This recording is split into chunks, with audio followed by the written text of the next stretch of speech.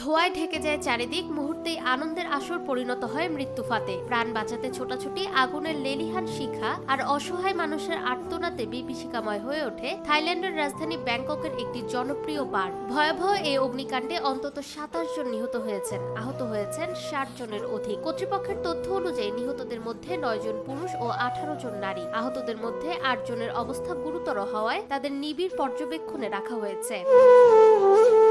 রোববার গভীর রাতে শহরের চাতুচাক জেলার রংবিয়ার নালাত ফ্রাও নামের বারে এই দুর্ঘটনাটি ঘটে। প্রত্যক্ষদর্শীরা জানান, মঞ্চের কাছ থেকে আগুনের সূত্রপাত হয়। মুহূর্তের মধ্যে আগুন ও ঘন ধোঁয়া পুরো বার জুড়ে ছড়িয়ে পড়ে। একই সময়ে বিদ্যুৎ সংযোগ বিচ্ছিন্ন হয়ে যাওয়ায় ভেতরে থাকা মানুষ আতঙ্কিত হয়ে প্রাণ বাঁচাতে ছোটাছুটি শুরু করেন।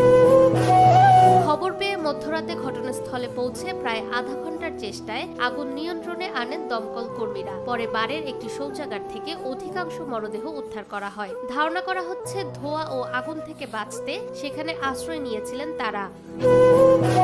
প্রাথমিক তদন্তে ব্যাংককের দুর্যোগ প্রশমন বিভাগ জানিয়েছে, শীতাতপ নিয়ন্ত্রিত যন্ত্রের বৈদ্যুতিক শর্ট সার্কিট থেকে আগুনের সূত্রপাত হতে পারে। তবে অগ্নিকাণ্ডের প্রকৃত কারণ এখনো নিশ্চিত নয়। ঘটনার পূর্ণাঙ্গ তদন্ত চলছে। ফাহমিদা বিনতে আনোয়ার, নিরপেক্ষ।